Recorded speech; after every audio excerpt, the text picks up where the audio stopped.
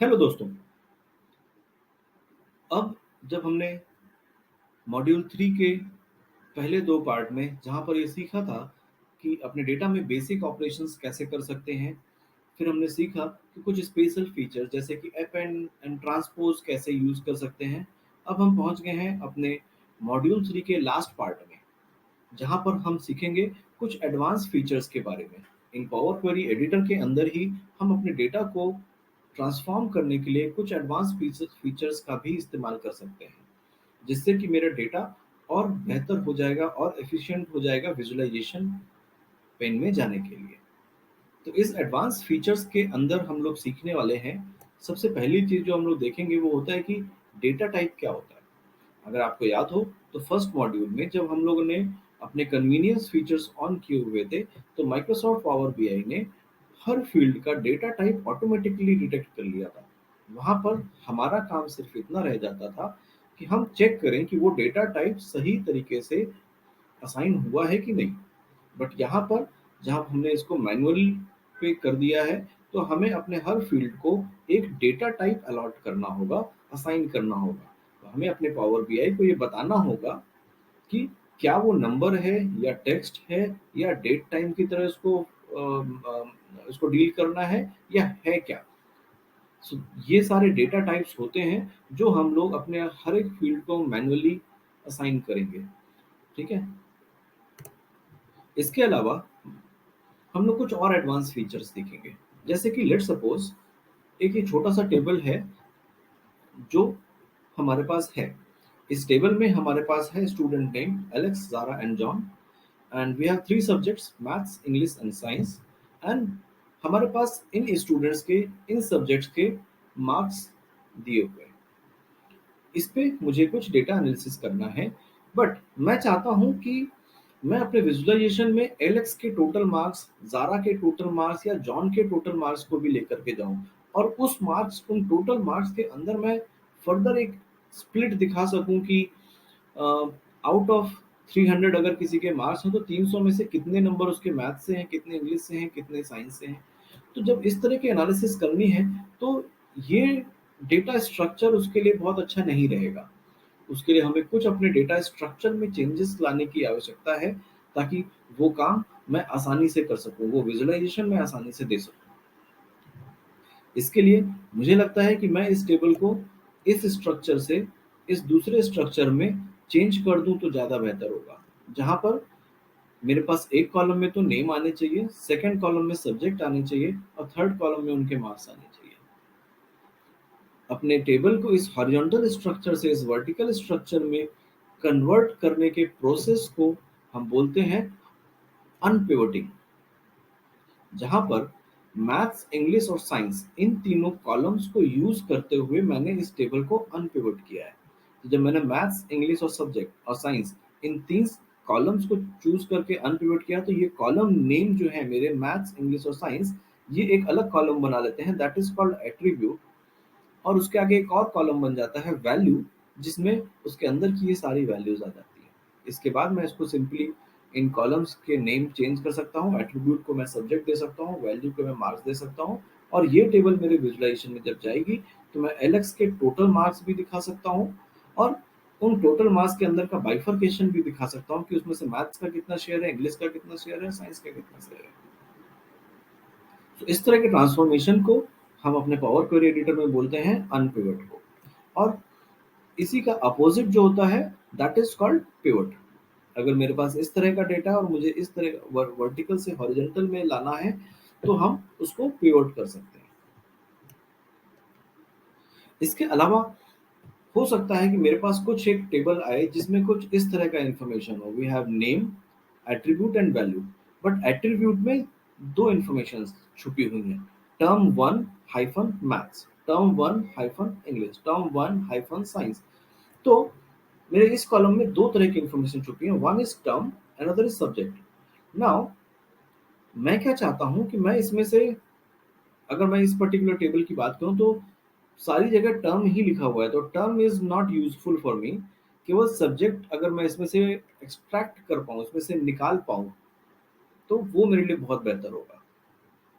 तो इस तरह के ट्रांसफॉर्मेशन को बोला जाता है एक्सट्रैक्शन।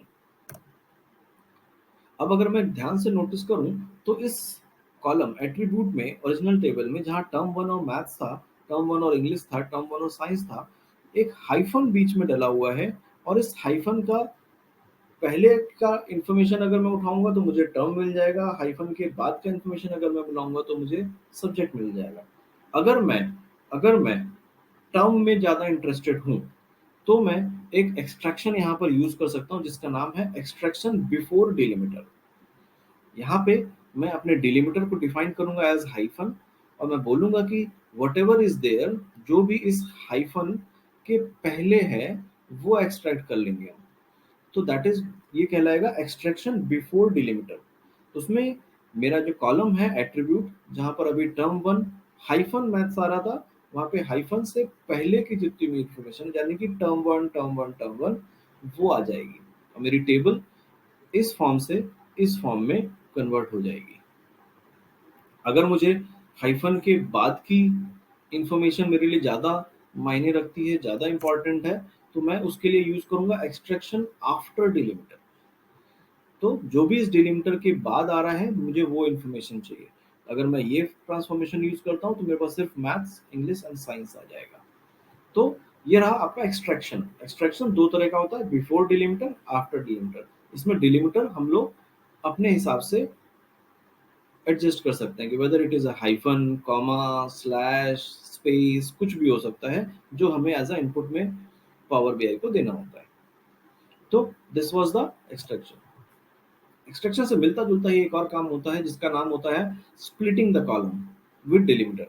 अगर मेरे लिए टर्म और सब्जेक्ट दोनों ही एक इंपॉर्टेंट पैरामीटर्स हैं तो मैं क्या करूंगा कि मैं इस कॉलम को ही बीच से स्प्लिट कर दूंगा on the basis of again the delimiter. इस हाइफन के बेसिस पे मैं इस कॉलम को दो पार्ट में डिवाइड कर दूंगा।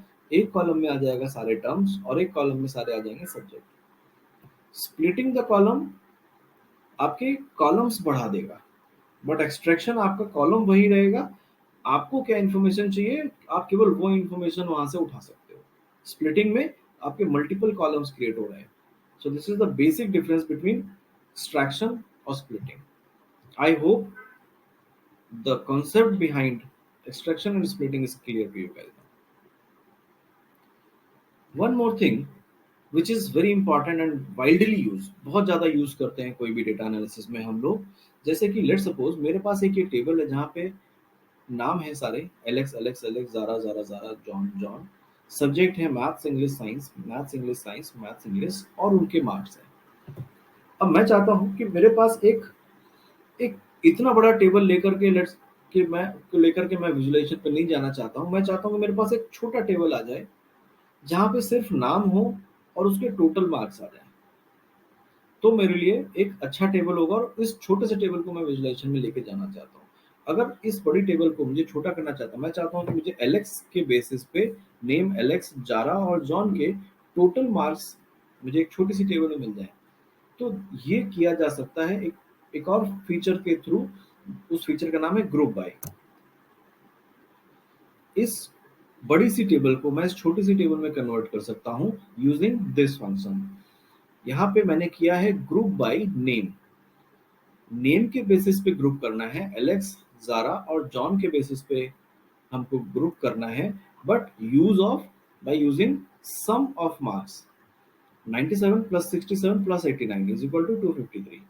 78 plus 79 plus 65 is equal to 222 and 92 plus 87 is equal to 179। तो यहाँ पे मैंने इस बड़ी सी टेबल को ग्रुप कर दिया on the basis of sum of mark. यहाँ पे मैंने तीन चीजें डिफाइन कर दी हैं, ध्यान रखना। नेम, सम, मार्क्स, तीन चीजें। और चौथी चीज, इस कॉलम का नाम क्या होने वाला है, टोटल मार्क्स।